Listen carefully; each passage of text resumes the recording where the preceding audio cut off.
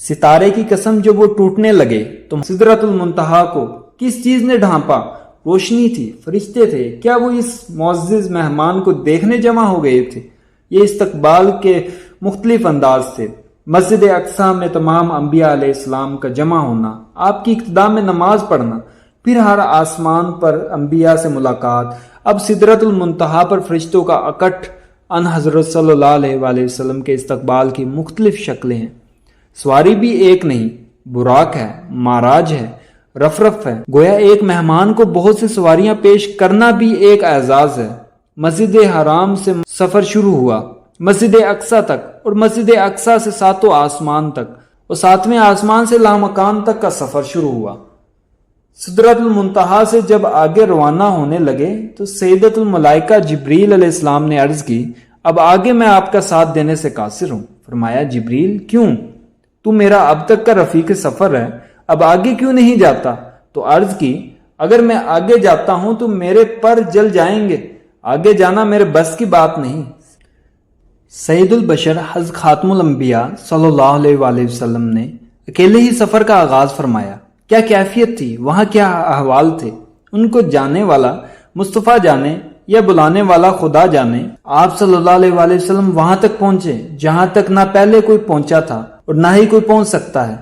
منزلیں طے ہوتی گئی، فاصلے مٹتے گئے، صریح الاقلاب کے چلنے کی آواز سے بھی آگے نکل گئے۔ چلتے گئے ایک مقام پر یار غار ابو بکر صدیق رضی اللہ تعالیٰ عنہ کی آواز کے مشابہ آواز سنائی دی۔ تعجب ہوا، یہاں پر کسی نبی مرسل کی بھی رسائی نہیں۔ جبریل بھی پیچھے رہ گئے تو بتایا گیا کہ ہم نے آپ کی تنہائی دور کرنے کے لیے ایک فرشتہ پیدا کیا ہے جس کی آواز آپ کے یار ابو بکر صدیق رضی اللہ تعالیٰ عنہ کے مشابہ ہے۔ زیارت سے مشرف ہوئے، دیدار الہی نصیب ہوا۔ بلا واسطہ کلام، اس پر تو سب کا اتفاق ہے۔ شہنشاہ کے دربار میں آپ نے ایک نرالا تحفہ پیش کیا جس سے عرش الہی وجد میں آ گیا۔ التحیات للہ والصلوات والطیبات، کہ میری کولی، بدنی اور مالی عبادتیں سب اللہ کے لیے۔ میں محمد، اے اللہ، تیرے در پر اپنا سر جھکانے آیا ہوں، تو بے نیاز ہے، میں محمد تیرا نیاز مند ہوں۔ تحفہ ایسا قبول ہوا کہ نقد جوابی تحفہ عنایت ہوا۔ گویا سامنے بٹھا کے محبوب سے کہا گیا، السلام علیکہ ایہا النبی ورحمۃ اللہ وبرکاتہ۔ اے میرے محبوب نبی صلی اللہ علیہ وآلہ وسلم، آپ پر سلام اور اللہ کی رحمت اور اس کی برکت حبیب اللہ کی طرف سے پیش کردہ تحفہ میں 3 الفاظ ہیں، اور جواب میں محبوب حقیقی نے بھی 3 ہی لفظوں میں تحفہ عنایت فرمایا۔ سلام، رحمت، برکت۔ جب اللہ کا سلام آیا، رحمت برسنے لگی، برکات کا اعلان ہوا، تو عرش بری پر جا کر بھی تاجدار ختم نبوت صلی اللہ علیہ وآلہ وسلم کو اپنی امت، اپنے یار، اپنے جانثار، دیوانے پروانے یاد آ گئے۔ عرض کی، یا رب العالمین، کیا میرا ابو بکر، عمر، عثمان، علی، بلال، ابو فقیہ، زنیرہ، سمیہ، عمار، یاسر، خباب اس رحمت، اسلام اور برکات سے محروم رہ جائیں گے؟ جواب آیا کہ سب مل کر پڑھو، السلام علینا وعلی عباد اللہ الصالحین، کہ ہم سب پر اور اللہ کے نیک بندوں پر سلام۔ اس سے معلوم ہوا کہ جب آپ صلی اللہ علیہ وآلہ وسلم نے اپنے ابو بکر صدیق اور اپنے صحابہ، اپنے یاروں کا نام لیا تو اللہ کی رحمت کو جوش آیا، سب کے نام اللہ کا سلام آیا۔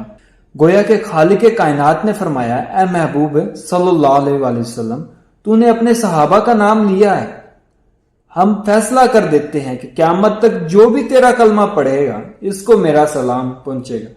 حضرات گرامی قدر، بارگاہ الہی سے خاص منفرد تحفے لے کر آپ صلی اللہ علیہ وآلہ وسلم کی واپسی ہوئی۔ ان تحائف میں اہم تحفہ 50 نمازیں بھی تھی جو 24 گھنٹوں میں ادا کرنا تھی۔ موسیٰ علیہ السلام سے ملاقات ہوئی، انہوں نے کہا کہ امت کو 50 نمازیں پڑھنا مشکل ہوں گی، ان میں کمی کراؤ۔ رؤوف الرحیم پیغمبر صلی اللہ علیہ وآلہ وسلم نے امت پہ شفقت عطا فرماتے ہوئے بارگاہ سمدیت میں عرض کی، چنانچہ 5 کم ہوتی گئی، اب صرف 5 رہ گئی۔ اب بھی موسیٰ کلیم اللہ نے کہا، اس میں بھی کمی کرا لو، میرا تجربہ ہے 5 نمازیں پڑھنا بھی آسان نہیں۔ فرمایا، اب تو مجھے جاتے ہوئے شرم آتی ہے۔ مولانا منظور احمد چنیوٹی تقریر کر رہے تھے، جب یہ واقعہ بیان کیا گیا کہ ایک چکر میں 5 نمازیں کم ہوتی رہی، 45 معاف ہو گئی، اب صرف 5 رہ گئی، تو ایک نوجوان اٹھا، کہنے لگا مولانا ایک اور چکر لگا لیتے تو چھٹی ہو جاتی، ہمیں نماز نہ پڑھنا پڑتی۔ اس پر حضرت نے فرمایا نماز نہ ہوتی تو بندہ اور رب کا تعلق بھی ختم ہو جاتا، یعنی بندے کا اپنے رب سے تعلق نماز ہی جوڑتی ہے، نماز سے قرب الہی نصیب ہوتا ہے۔ اللہ کی طرف سے آواز آئی لا تبدیل لکلمات اللہ، اے محبوب ہمارے فیصلے تبدیل نہیں ہوتے، اپنی امت سے کہہ دینا کہ تم 5 نمازیں ادا کرنا، ثواب میں 50 کا ہی عطا کروں گا۔ واپسی ہوئی تو مالک نے کہا اے میرے محبوب صلی اللہ علیہ وآلہ وسلم، یہ واقعہ آپ نے بیان کرنا ہے۔ عرض کی جبریل جب میں یہ انوکھا واقعہ بیان کروں گا تو میری تصدیق کون کرے گا؟ تو جبریل نے کہا بیان آپ نے کرنا ہے، تصدیق ابو بکر کر دے گا۔